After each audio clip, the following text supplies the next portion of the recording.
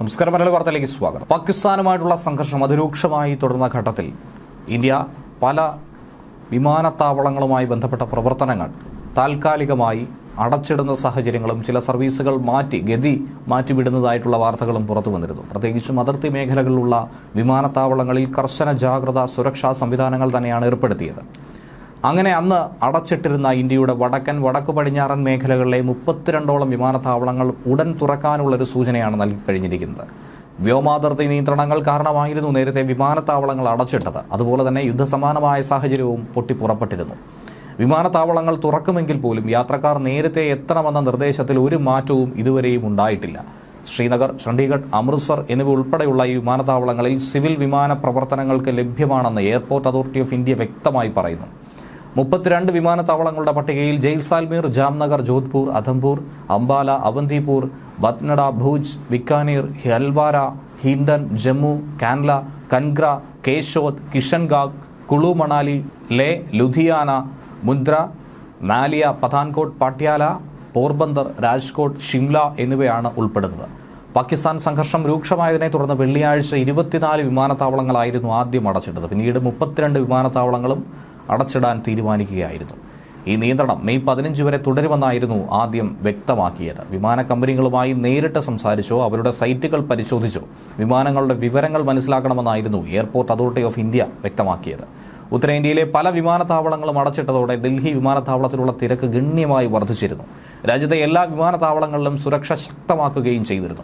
ഇതിന് പിന്നാലെയാണ് ഏറെ ആശ്വാസകരമായ ഒരു വാർത്ത കൂടി ഇങ്ങനെ പുറത്തു വരുന്നത്. ഒരു വിട്ടുവീഴ്ചയും ഇക്കാര്യത്തിൽ സൈന്യം ചെയ്യേണ്ടതില്ല. ഇനിയൊരു പ്രകോപനമുണ്ടായാൽ അത് യുദ്ധ പ്രഖ്യാപനമായി തന്നെ ആയിരിക്കും നോക്കിക്കാണുന്നത്. സൈന്യത്തിന് പൂർണ്ണ അധികാരം നൽകി കഴിഞ്ഞിരിക്കുകയാണ്. ഇന്ത്യക്കെതിരെ ആക്രമണം അഴിച്ചുവിടുന്ന പാകിസ്ഥാന് വൻ തിരിച്ചടിയാണ് അങ്ങനെ പടിഞ്ഞാറേ ഭാഗത്തുള്ള ബലൂചിസ്ഥാൻ പ്രവിശ്യയിലെ വിമോചന സംഘത്തിലെ പോരാളികളുടെ പോരാട്ടം. ഇപ്പോൾ പാകിസ്ഥാൻ തീവ്രവാദം അവസാനിപ്പിക്കാൻ ഇന്ത്യ ഉൾപ്പെടെയുള്ള ലോകരാഷ്ട്രങ്ങളുടെ പിന്തുണ തേടിയിരിക്കുന്നു ബലൂച്ച് ലിബറേഷൻ ആർമി. ഭീകരതയുടെ വിളനിലമായി പാകിസ്ഥാൻ മാറുന്നുവെന്നും അതിനെ തച്ചു തകർക്കണമെന്നുമാണ് BLA ആവശ്യപ്പെട്ടിരിക്കുന്നത്. പാകിസ്ഥാൻ സൈന്യത്തിനെതിരെ തന്നെ അതിരൂക്ഷമായ ആക്രമണങ്ങൾ അഴിച്ചുവിട്ട് കഴിഞ്ഞുവെന്നാണ് ബലൂച്ച് ലിബറേഷൻ ആർമി വാർത്താക്കുറിപ്പ് ഇറക്കി പ്രസ്താവനയിലൂടെ അവകാശപ്പെട്ടിരിക്കുന്നത്. പാകിസ്ഥാൻ സൈന്യത്തെയും രഹസ്യാന്വേഷണ വിഭാഗത്തെയും ലക്ഷ്യമിട്ടുകൊണ്ട് ബലൂചിസ്ഥാനിലെ 51 ഇടങ്ങളിൽ 71ഓളം ഏകോപിത ആക്രമണങ്ങൾ തങ്ങൾ നടത്തിയെന്നാണ് BLA അവകാശവാദം. ഈ ആക്രമണങ്ങളുടെ ലക്ഷ്യം ശത്രുവിനെ നശിപ്പിക്കുക എന്നത് മാത്രമല്ല, ഭാവിയിലെ സംഘടിത യുദ്ധത്തിനുള്ള ഒരു വലിയ തയ്യാറെടുപ്പ് ശക്തിപ്പെടുത്താൻ വേണ്ടിയിട്ടുള്ള ഏകോപനമായും ഗ്രൗണ്ട് കൺട്രോളായും പ്രതിരോധ നിലപാടുകൾ എന്നിവ ഒക്കെ തന്നെ പരീക്ഷിക്കുക എന്നതുകൂടിയായിരുന്നുവെന്നും BLA വ്യക്തമാക്കി.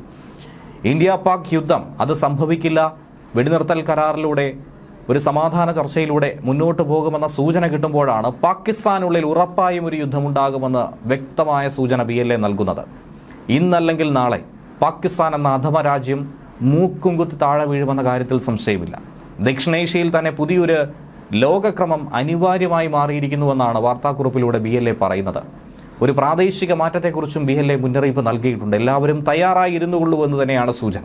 എന്നാൽ BLA എന്ന് പറയുന്നത് ഒരു വിദേശ പ്രോക്സി എന്നുള്ള ആരോപണം നേരത്തെ തന്നെ ഉയർത്തിയിരുന്നു. മറ്റാർക്കോ വേണ്ടി പടപൊരുതുന്നവർ എന്നുള്ള ആരോപണങ്ങളെ ഒക്കെ തന്നെ പൂർണ്ണമായും അവർ തള്ളിക്കളഞ്ഞിരിക്കുന്നു. തങ്ങൾ പ്രദേശത്തെ നിർണായകമായ ഒരു പാർട്ടിയായി തന്നെയാണ് സ്വയം വിശേഷിപ്പിച്ചിരിക്കുന്നത്. ലഷ്കർ-ഇ-തയ്ബ, ജെയ്ഷെ മുഹമ്മദ്, ISIS തുടങ്ങിയ ഭീകര സംഘടനകളുടെ ബ്രീഡിംഗ് ഗ്രൗണ്ടായി പാകിസ്ഥാൻ മാറിയിരിക്കുന്നുവെന്നും BLA ആരോപിക്കുന്നു. അതുകൊണ്ട് തന്നെ പാകിസ്ഥാന്റെ സൈനിക രഹസ്യാന്വേഷണ സ്ഥാപനമായിട്ടുള്ള ISI ഭീകരതയുടെ പ്രജനന കേന്ദ്രമാണെന്നും അക്രമാസക്തമായിട്ടുള്ള ഒരു പ്രത്യയശാസ്ത്രമുള്ള ഒരാണവ രാഷ്ട്രമായി പാകിസ്ഥാൻ മാറിയിരിക്കുന്നുവെന്നും BLA ആരോപിക്കുന്നുണ്ട്. വളരെ ശ്രദ്ധയോടുകൂടി പാകിസ്ഥാനെ കൈകാര്യം ചെയ്യുമെന്നും BLA തന്നെ വ്യക്തമാക്കുന്നു. പാകിസ്ഥാൻ കൈകളിൽ രക്തം പുരണ്ട രാഷ്ട്രമാണെന്നും എല്ലാ വാഗ്ദാനങ്ങളിലും ആ രക്തത്തിൽ മുങ്ങിക്കളഞ്ഞുവെന്നും പ്രസ്താവനയിലൂടെ ശക്തമായി തന്നെ വിമർശിക്കുന്നു. പാകിസ്ഥാൻ പറയുന്ന സമാധാനം, വെടിനിർത്തൽ, സാഹോദര്യം തുടങ്ങിയ വാക്കുകളൊക്കെ വെറും പൊയ്വാക്കുകളാണ്.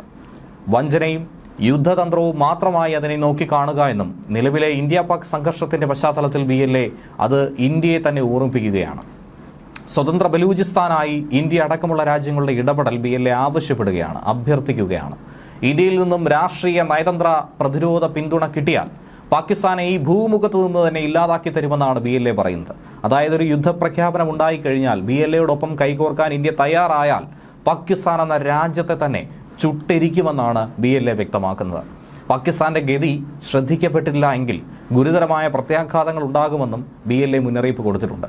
ശത്രുക്കളെ നശിപ്പിക്കുന്നത് മാത്രമായിരുന്നില്ല പാകിസ്ഥാൻ സൈന്യത്തിനെതിരായി നടത്തിയ ആക്രമണങ്ങളുടെ ലക്ഷ്യം, മറിച്ച് സൈനിക ഏകോപനം, കരനിയന്ത്രണം, പ്രതിരോധ ശേഷി എന്നിവ കൂടി പരീക്ഷിക്കുകയാണ് ഇത്തരത്തിൽ BLA ചെയ്തതെന്നാണ് നമുക്ക് വ്യക്തമാക്കാൻ കഴിയുന്നത്. പാകിസ്ഥാനെ ഇനിയും സഹിക്കുകയാണെങ്കിൽ ഇനിയുള്ള വർഷങ്ങളിൽ ഈ രാഷ്ട്രത്തിൻ്റെ നിലനിൽപ്പ് തന്നെ ലോകത്തിന് മുഴുവൻ നാശമുണ്ടാക്കാൻ, ലോകത്തിൻ്റെ തന്നെ നാശത്തിലേക്ക് ഒരുപക്ഷെ നയിച്ചേക്കാം. മതഭ്രാന്ത് പിടിച്ച സൈന്യത്തിന്റെ കൈവശമുള്ള ആണവായുധങ്ങളുടെ നിയന്ത്രണം ഈ മേഖലയ്ക്കെന്നല്ല ആഗോള സുരക്ഷയ്ക്ക് തന്നെ എല്ലാ കാലവും ഭീഷണിയാണ്. ഇങ്ങനെ ഭീഷണി മുഴക്കുന്ന, എപ്പോൾ വേണമെങ്കിലും പൊട്ടിത്തെറിക്കാവുന്ന ഒരു ടൈം ബോംബായി പാകിസ്ഥാൻ മാറുന്നു. പാകിസ്ഥാൻ ഭരണകൂടവും സൈന്യവും അധമരാഷ്ട്രവും മാറുന്നു എന്നാണ് BLA പറയുന്നത്. ബലൂചിസ്ഥാനിലെ കുഴപ്പങ്ങൾക്ക് പിന്നിൽ ഇന്ത്യയാണെന്ന് പാകിസ്ഥാൻ ശക്തമായി തന്നെ ആരോപിക്കുന്നുണ്ട്. എന്നാൽ പാകിസ്ഥാൻ വാദങ്ങളെ പൂർണ്ണമായും BLA അടക്കം തള്ളിക്കളയുകയാണ്. ഏതെങ്കിലും രാജ്യത്തിൻ്റെ നിർദ്ദേശമനുസരിച്ച് തങ്ങൾക്ക് പ്രവർത്തിക്കേണ്ടതില്ല. തങ്ങളുടെ മേഖലയിലെ ഇപ്പോഴുള്ളതും ഭാവിയിൽ ഉണ്ടാകാൻ പോകുന്നതുമായിട്ടുള്ള സൈനികവും രാഷ്ട്രീയവുമായിട്ടുള്ള നയരൂപീകരണത്തിൽ തങ്ങൾക്ക് വ്യക്തമായ സ്ഥാനമുണ്ട്, വളരെ വ്യക്തമായ ദീർഘവീക്ഷണമുണ്ടെന്നാണ് BLA പറയുന്നത്. തങ്ങൾക്ക് ഒരൊറ്റ ലക്ഷ്യം മാത്രമാണ്, ആ മേഖലയിലെ ഭീകരവാദത്തെ പൂർണ്ണമായും അവസാനിപ്പിക്കണം. ആഗോള സുരക്ഷയ്ക്കും പ്രത്യേക രാഷ്ട്രമെന്ന ബലൂചികളുടെ ആവശ്യവും സാധ്യമാക്കാൻ ഇതിലൂടെ മാത്രമേ സാധിക്കൂ. ഏതെങ്കിലും ഒരു ശക്തിയുടെയോ രാജ്യത്തിൻ്റെയോ പ്രോക്സിയായി പ്രവർത്തിക്കുന്നവരാണെന്ന് പറയുന്ന ആ ആരോപണത്തെ പൂർണ്ണമായും ശക്തമായും തങ്ങൾ എതിർക്കുന്നുണ്ട്. ബലൂച്ച് ദേശീയ പ്രതിരോധ സംവിധാനം ബലപ്പെടുത്തുകയാണ് ചെയ്യുന്നത്. BLA കാലാളോ നിശബ്ദ നിരീക്ഷകനോ അല്ല. ഈ പ്രദേശത്തിൻ്റെ ഭാവിയിൽ നമുക്ക് അവകാശപ്പെട്ടൊരു സ്ഥാനമുള്ള വ്യക്തികളാണ്. നമ്മുടെ കടമയെക്കുറിച്ച് വ്യക്തമായ അവബോധവുമുണ്ട്. പാകിസ്ഥാനിൽ നിന്നുള്ള സമാധാന വെടിനിർത്തൽ ചർച്ചകളൊക്കെ തന്നെ വെറും കൊള്ളരുതായ്മകളാണ്. കൈകളിൽ രക്തം പുരണ്ട നാട്, ലോകത്തിൽ നിന്ന് പ്രത്യേകിച്ച് ഇന്ത്യയിൽ നിന്ന് രാഷ്ട്രീയ, നയതന്ത്ര, പ്രതിരോധ പിന്തുണ കിട്ടിയാൽ നമുക്കൊരുമിച്ച് ഈ തീവ്രവാദ രാഷ്ട്രത്തെ ഇല്ലാതാക്കാം എന്നാണ് അവർ അഭ്യർത്ഥിച്ചിരിക്കുന്നത്. അതേസമയം വെടിനിർത്തലിന് ശേഷവും പാകിസ്ഥാൻ പ്രകോപനം തുറന്നു കഴിഞ്ഞാൽ അതിശക്തമായി തന്നെ തിരിച്ചടി നൽകണമെന്നും, അങ്ങനെ തിരിച്ചടി നൽകാനായി സൈന്യത്തിന് പൂർണ്ണ സ്വാതന്ത്ര്യവുമാണ് പ്രധാനമന്ത്രി നരേന്ദ്രമോദി നൽകിയിരിക്കുന്നത്. അതിർത്തിയിൽ വെടിവെപ്പുണ്ടായാൽ മറുപടി വെടിവെപ്പ് തന്നെ ആയിരിക്കുമെന്നാണ് അദ്ദേഹം പറയുന്നത്. ഓപ്പറേഷൻ സിന്ദൂർ അവസാനിപ്പിച്ചിട്ടില്ല എന്ന് സൈന്യവും പറയുന്നു. അപ്പുറത്തു നിന്നും ബുള്ളറ്റുകൾ വന്നാൽ തിരിച്ച് ഷെല്ലുകൾ അയക്കാനാണ് പ്രധാനമന്ത്രി സൈന്യത്തിന് കൊടുത്തിരിക്കുന്ന നിർദ്ദേശം. ഭീകര ശൃംഖലകൾക്ക് താവളവും സഹായവും പാകിസ്ഥാൻ നൽകി വരികയാണെന്ന് അന്താരാഷ്ട്ര വേദികളിൽ ഇന്ത്യ ഉന്നയിക്കും. തെളിവ് സഹിതം ഇന്ത്യക്ക് സമർപ്പിക്കാൻ കഴിയും. സംഘർഷം അവസാനിപ്പിക്കണമെന്നാവശ്യപ്പെട്ട് American vice president JD Vance വിളിച്ചപ്പോൾ പാകിസ്ഥാന്റെ ഭാഗത്തു നിന്നും എന്തെങ്കിലും ആക്രമണം ഉണ്ടായാൽ അതികഠിനവും വിനാശകരവുമായ തിരിച്ചടി ഇന്ത്യ നൽകുമെന്നാണ് പ്രധാനമന്ത്രി മറുപടിയായി പറഞ്ഞത്. അന്ന് രാത്രി പാകിസ്ഥാൻ ഇന്ത്യയിലെ 26 കേന്ദ്രങ്ങളെ ലക്ഷ്യം വെച്ചപ്പോൾ പാകിസ്ഥാന്റെ വ്യോമതാവളങ്ങളടക്കം ഇന്ത്യ തകർത്തു. ഇന്ത്യയും പാകിസ്ഥാനും തമ്മിൽ ധാരണയിലെത്തുന്നതിൽ അമേരിക്കയുടെ പങ്കിനെക്കുറിച്ച് സംസാരിക്കുമ്പോൾ ഇന്ത്യയുടെ തീരുമാനങ്ങളെ മറ്റൊരു രാജ്യവും സ്വാധീനിക്കില്ല എന്നാണ് മോദിയും പറയുന്നത്. അതുകൊണ്ട് അപ്രകാരം ഭയപ്പെടേണ്ടതില്ല. ഇന്ത്യയുടെ സൈനിക ശക്തിയിൽ, കരുത്തിൽ 100% വിശ്വാസം തന്നെയാണ് നമുക്ക് ഏവർക്കുമുള്ളത്. അതുപോലെ തന്നെ 2025 പുറത്തിറങ്ങിയ അന്താരാഷ്ട്ര സൈനിക ശേഷി പട്ടിക അനുസരിച്ചുകൊണ്ട് തന്നെ ലോകത്തിലെ 4ാമത്തെ സൈനിക ശക്തി ഇന്ത്യയാണ്. ആ സ്ഥാനത്ത് പാകിസ്ഥാൻ 12ാമതാണ്. ആണവ പോർമുനകൾ വഹിക്കുന്ന മിസൈലുകളുടെ ശേഷിയിലടക്കം ആണവായുധങ്ങളുടെ കരുത്തിലും ഇന്ത്യ തന്നെയാണ് മുൻപന്തിയിൽ. പാകിസ്ഥാൻ സൈന്യവുമായി താരതമ്യം ചെയ്യുമ്പോൾ സൈനികരുടെ എണ്ണത്തിൽ 3 ഇരട്ടി അംഗബലമാണ് ഇന്ത്യൻ സൈന്യത്തിനുള്ളത്. 2024 കണക്ക് മാത്രം ഒന്ന് പരിശോധിക്കാം.